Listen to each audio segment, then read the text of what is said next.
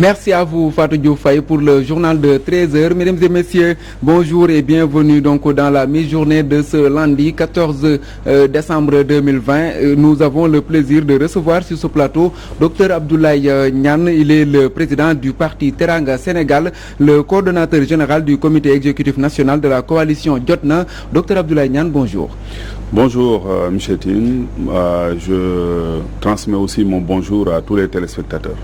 Je rappelle que vous êtes ancien inspecteur principal des impôts et domaines, fiscaliste et consultant international, enseignant-chercheur à l'université Alioune Diop de Bambey. Nous allons démarrer cet entretien avec la pandémie de Covid-19 au Sénégal. Après une deuxième vague de la maladie, l'État corse les mesures. Quelles peuvent être les conséquences pour certains Sénégalais ou bien même des citoyens qui trouvent leur traite en cette période? Oui, c'est juste constater, pour le déplorer effectivement, qu'on n'en a pas fini avec la maladie. Mais aussi constater aussi avec beaucoup d'amertume que le gouvernement sénégalais a très vite chanté victoire, alors que dans un contexte mondial marqué par la présence de la pandémie dans d'autres régions et du fait de l'interdépendance due à la mondialisation, on aurait pu être beaucoup plus vigilant et continuer à ne pas baisser la garde. Malheureusement, on a vu que les mesures barrières, depuis un certain temps, n'avaient plus cours et que l'État, les représentants de l'État, à commencer par le président de la République, les membres du gouvernement, ont organisé des manifestations dans lesquelles eux-mêmes n'ont pas donné l'exemple de ces mesures-là. Et aujourd'hui, la crise qui vient nous frappe justement au moment où nous ne nous attendions pas à cela. Et sur le plan économique aussi, j'ai comme l'impression que la première vague n'a pas donné les leçons escomptées à l'État dans la mise en place de sa politique économique. On aurait dû construire, comme ils l'ont dit, une économie plus résiliente. Mais la résilience ne se joue pas à coups de milliards. Le montant, le budget force Covid qui a été dégagé de 1000 milliards ne constitue pas une réponse résiliente. La résilience se joue dans le structurel, dans la préparation des entreprises, dans la préparation du tissu économique, dans la préparation de la société pour changer de structure économique. On n'a pas vu cela, on a vu des mesures tape à l'œil et malheureusement cette deuxième vague peut faire beaucoup plus de dégâts que la première parce que justement nous n'avons pas encore vu les mesures qui s'imposent. Au contraire, nous voyons qu'au plus haut niveau de l'État, c'est plutôt les manœuvres politiciennes qui ont cours alors que le monde brûle. Vous croyez que l'État du Sénégal ne pourra pas supporter cette deuxième vague? Bon, en tout cas, de toute façon, on est obligé en tant que peuple de riposter, d'exister, de ne pas toujours mettre tous nos œufs dans le même panier, puisque l'un des paniers est mal gardé. L'État ne nous protège pas trop. Je pense qu'il doit y avoir une réponse sociale, une riposte sociale. Aujourd'hui, le tourisme, par exemple, qui est l'un des secteurs touchés de plein fouet par la Covid, représente 8% du budget. Les transferts des Sénégalais de l'extérieur, 15% du budget. Regardez, les deux réunis font 23%. Et c'est des secteurs qui sont touchés de plein fouet. Et ça va impacter sur des milliers, voire des millions de Sénégalais. Et l'État ne fait pas grand-chose par rapport à ces secteurs-là. Parce que la riposte est toujours conjoncturelle. La riposte n'est pas la résilience comme ils disent. Parce que la résilience demande du recul, demande une vision, demande aussi des procédés qui prennent en compte le moyen et le long terme.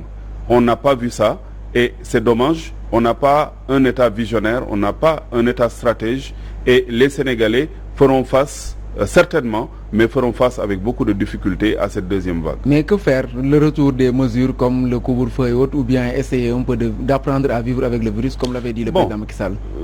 Le président Macky Sall l'a dit, mais trop tardivement d'ailleurs. Hein.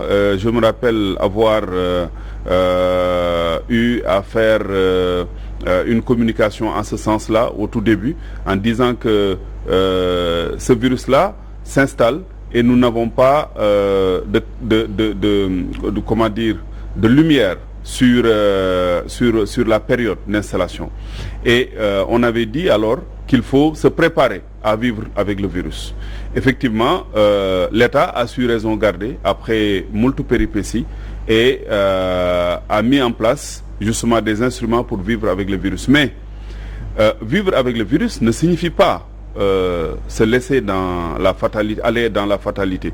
Vivre avec le virus, ça signifie préparer les Sénégalais à vaincre le virus, c'est-à-dire à continuer leurs activités, créer une économie justement intelligente, compter sur nos propres forces, comme ils ont eu à le décliner, puisque au Sénégal on décline toujours de bonnes mesures, dans le programme d'action prioritaire, il faut créer une économie endogène.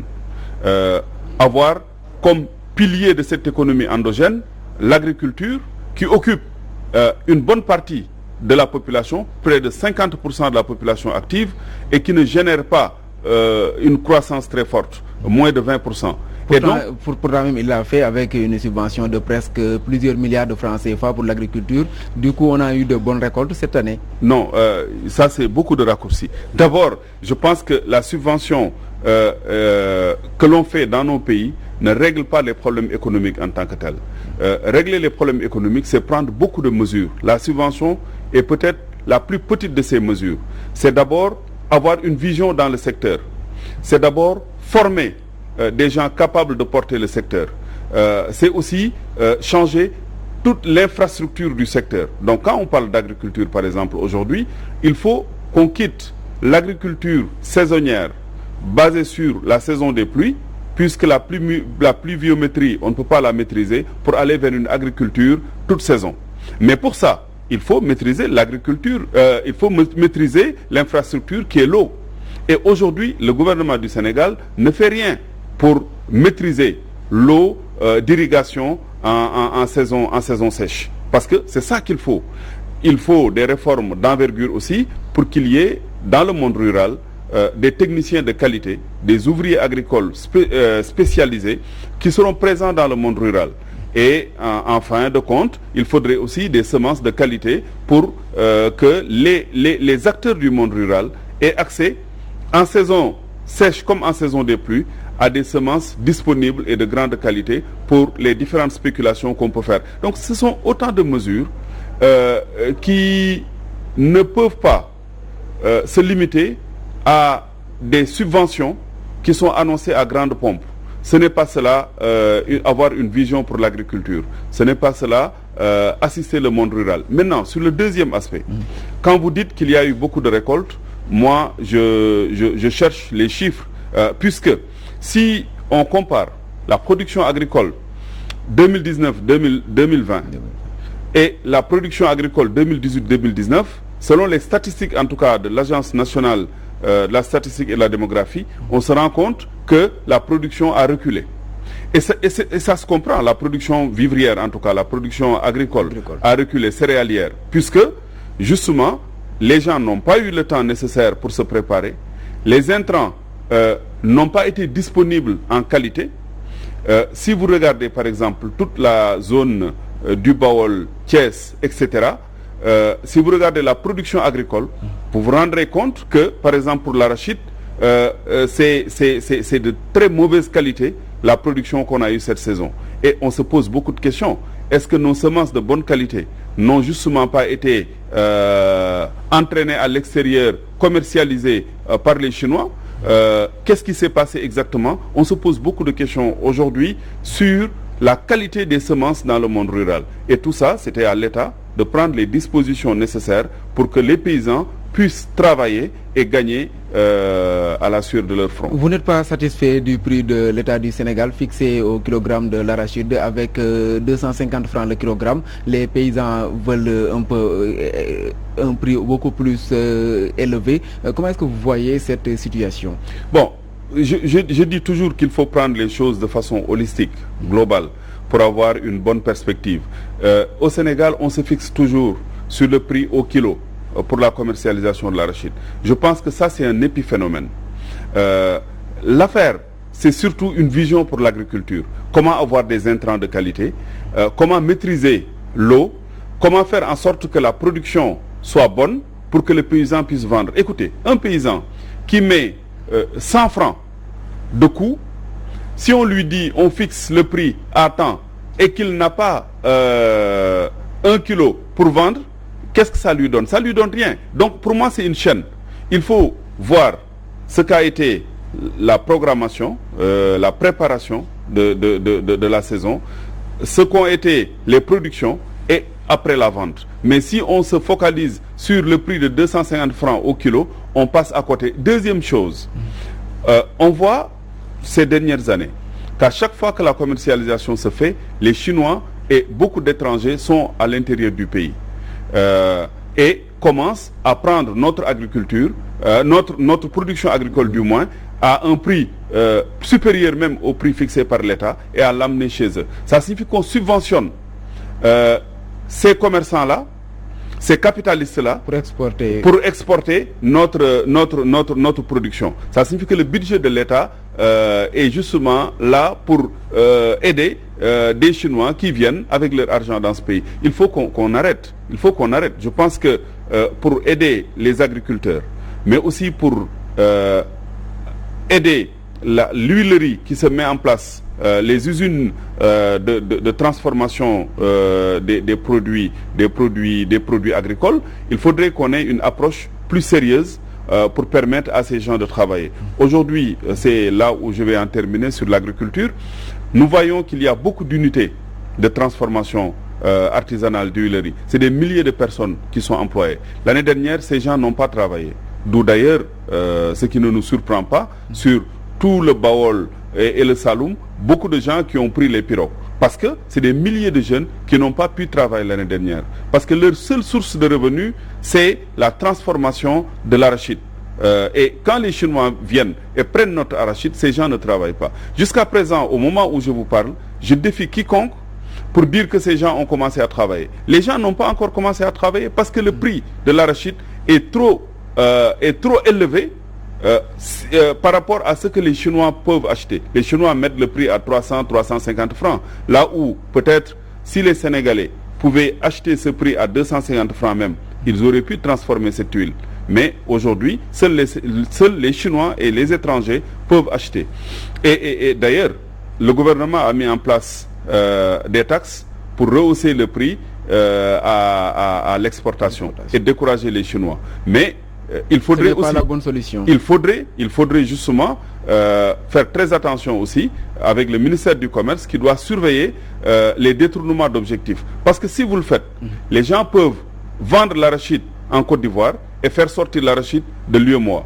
Et la vente en Côte d'Ivoire ne constituera pas une exportation. Donc on peut détourner les mécanismes et toujours entraîner notre production agricole vers l'extérieur.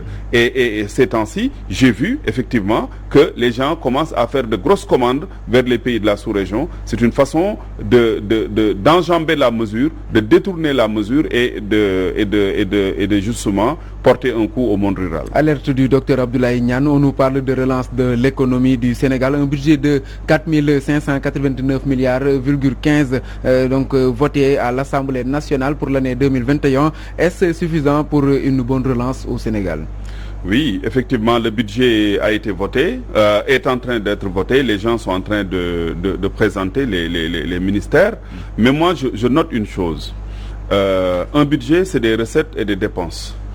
Aujourd'hui, pour l'année écoulée, c'est des moins-values de recettes parce que l'économie n'a pas été vibrante. On a vu que les recettes douanières n'ont pas été au rendez-vous. Les recettes fiscales intérieures aussi, on a accusé des moins-values de recettes.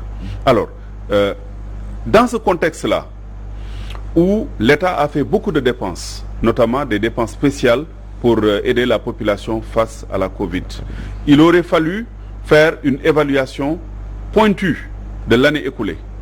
Dire les 1000 milliards pour la Covid, comment ils ont été dépensés, quels ont été les résultats des différentes enquêtes qui ont été menées. Ça, c'est extrêmement important avant d'aborder l'année à venir. Le deuxième aspect, on a parlé de l'annulation de dettes vis-à-vis de certains débiteurs de l'État. On a parlé de 302 milliards par rapport à certains. Ces gens-là, on doit dire c'est qui, quelles sont les dettes, pour que les Sénégalais aient confiance justement dans la gouvernance, dans la dépense publique. Pas plus tard qu'une semaine, le monde a fêté la journée contre la corruption. Je pense que tout ça participe de la malgouvernance et sont des lits tièdes pour les tenants de la corruption. Et donc, il faudrait avoir une gouvernance financière de qualité pour pouvoir annihiler la corruption. Maintenant, sur le budget actuel qu'on est en train de mettre en place, moi, j'émets des doutes, puisque pourquoi on dit qu'en 2021, il y aura un taux de croissance de l'ordre de 5-6%. On va renouer avec les anciens taux. Sans pour autant, d'ailleurs, dans la mise en place de ces prospectives, penser que la Covid n'a pas encore complètement disparu. Les mêmes causes produisant les mêmes effets, la Covid est encore en train de tuer partout dans le monde. Au Sénégal, ça commence à prendre de l'ampleur et quid de tout cela dans la mise en place de ces chiffres. Je pense qu'il faut être sérieux avec les Sénégalais. Vous croyez que les chiffres sont manipulés? Sont manipulés, mais c'est surtout des rêves à la limite. Parce que vous ne pouvez pas être dans une pandémie, ne pas encore sorti de la pandémie et vous proposer justement des perspectives qui sont en dehors de l'ordinaire. Je veux dire, on aurait dû mettre en place, comme ils disent, une économie résiliente qui demande beaucoup d'efforts. La résilience demande la patience. La résilience se fait dans le temps et non dans la précipitation. Je pense que ceux qui aujourd'hui ont en main l'économie de notre pays se jouent plus des Sénégalais. Ils font surtout des déclarations à l'emporte-pièce, des déclarations politiques, voire politiciennes, plus qu'une gestion rigoureuse de notre économie. Aujourd'hui, même sur le plan fiscal, j'ai vu les déclarations, les prévisions de recettes, hein, les dispositions fiscales qui accompagnent la loi de finances. On a certainement un accompagnement dans certains secteurs. Oui. Par exemple, le tourisme est accompagné, la restauration est accompagnée, mais ce que je constate, c'est surtout qu'il y a des recettes, des impôts nouveaux, des taxes nouvelles. Il y a beaucoup de secteurs où on pense tirer justement des recettes. Parce que justement, le gouvernement du Sénégal a signé en 2019 l'instrument de coordination des politiques économiques avec le FMI. Et l'instrument de coordination des politiques économiques, l'ICPE, pense qu'il y a des niches fiscales qui peuvent contribuer à hauteur de 5% du PIB dans l'accroissement de nos recettes. C'est-à-dire que pour eux, on n'a pas encore assez imposé le tissu économique et qu'il faut aller un peu plus loin. Et donc, ils sont en train de dire à la Direction générale des impôts et domaines, vous avez encore du chemin à faire, allez-y. Et pour justement y aller, on crée de nouveaux impôts, de nouvelles taxes dans certains secteurs, croyant que ces secteurs peut-être échappent à la Covid et que ces secteurs peuvent donner encore des recettes à l'État. C'est une illusion. À mon avis, le budget actuel du Sénégal devait effectivement s'inscrire dans la résilience. S'inscrire dans la résilience, c'est opter pour une renonciation de recettes sur les 2, 3, 4 ans à venir pour permettre au secteur privé de retrouver son souffle, mais aussi permettre aux Sénégalais d'avoir un pouvoir d'achat à même de relancer l'économie du pays parce qu'ils vont dépenser. Les industries et ceux qui ont une offre de services et de biens vont encore capter l'épargne du pays. Donc, il faut une politique beaucoup plus intelligente, une politique de la relance de l'économie, une politique de résilience au sens véritable du terme, qu'une politique de taxation de recettes et de dépenses à tout va sans reddition de comptes. J'ajoute que pour les recettes fiscales, oui, parce que c'est un secteur que je maîtrise un peu plus, je pense que non seulement il faut accompagner l'économie en levant l'étau sur les entreprises, mais il faut aussi que le gouvernement essaie de resserrer un peu plus les dépenses de prestige. Le Conseil économique social... Ils ont diminué le budget du Palais de la République. Le Conseil économique, social et environnemental a vu son budget augmenter. Oui. Le HCCCT existe toujours. On l'a dit et redit, ce sont des institutions qui, à l'heure de la Covid, doivent justement être enterrées. Parce que tel n'est plus le cas. Tel n'est pas le cas. Au contraire. C'est qu'à la tête du CES, je pense que ce n'est plus. Au contraire, je pense que tout ça, c'est une offre malheureuse que le chef de l'État a faite justement à l'aune de ses ambitions politiques. Or, aujourd'hui, il devait être plutôt au chevet de l'économie du Sénégal et à l'écoute justement de la population sénégalaise. Ce sont des choses extrêmement dangereuses qui aujourd'hui donnent à penser que pour le président de la République, sa déclaration faite lorsqu'il prenait le pouvoir, quand il disait qu'il va réduire l'opposition à sa plus simple expression, je pense qu'il est en train de dérouler. Et aujourd'hui, il est en train de construire une opposition de briques et de broc, une opposition qui malheureusement ne s'installe pas dans la réalité de l'État, c'est-à-dire avec beaucoup de pauvreté, avec des gens qui ne se portent pas bien. C'est ça qu'il est en train de vouloir construire. Ce qui va nous permettre même de parler un peu de politique avec votre coalition, parce que vous êtes le coordonnateur général du comité exécutif national de la coalition Jotna, une coalition qui a connu quand même beaucoup de départs ces derniers temps. Comment est-ce que vous faites pour survivre à ces départs?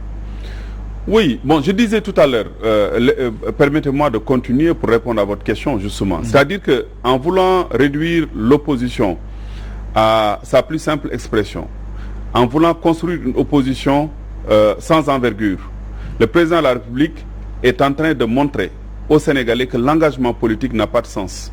Qu'aujourd'hui, ce qui a du sens, c'est venir partager le gâteau. Et la démocratie n'a pas besoin de cela. Je pense qu'il faut plutôt offrir un programme politique de qualité qui peut permettre éventuellement à des gens dans l'opposition d'être convaincus que cette offre-là va dans le sens du progrès. Mais on ne voit pas d'offre politique. On voit plutôt une offre politicienne.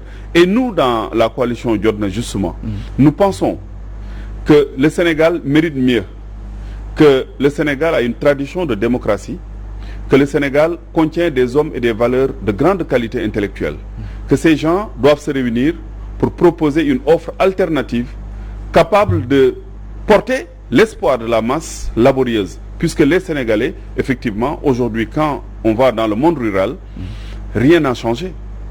Aujourd'hui, si on regarde les relations entre le Sénégal et les pays développés, on voit que le Sénégal est plutôt demandeur, que le Sénégal est écrasé dans la compétition internationale. Et pour cela, il faut des politiques alternatives crédibles et fortes. Et cette opposition doit être capable de proposer cela. C'est ce que nous sommes pour survivre à ces départs, parce qu'il y a quand même des départs de teneur de votre coalition. C'est ce que je suis en train de vous dire. Ce que je suis en train de vous dire dépasse le cadre étroit de la politique politicienne, où des choses se passent, il y a des recompositions. Moi, je suis en train de vous parler qualité de l'offre politique. Je dis que le Sénégal est aujourd'hui à l'ornière. Il y a de nouveaux enjeux.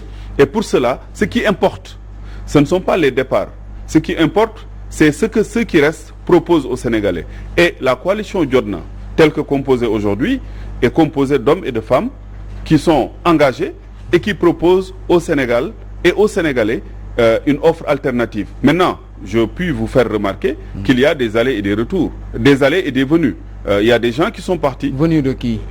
Bon, ils sont nombreux. Je veux dire, vous voulez dire Mamadou Lamine Diallo, Abdoul pas seulement, non. Ça, c'est plutôt une alliance qui est en train de se construire. Nous communiquerons les jours à venir. Ce n'est pas encore officiel. C'est officiel. On a même fait passer un communiqué de presse. On nous signale que c'est des discussions tout simplement. Non.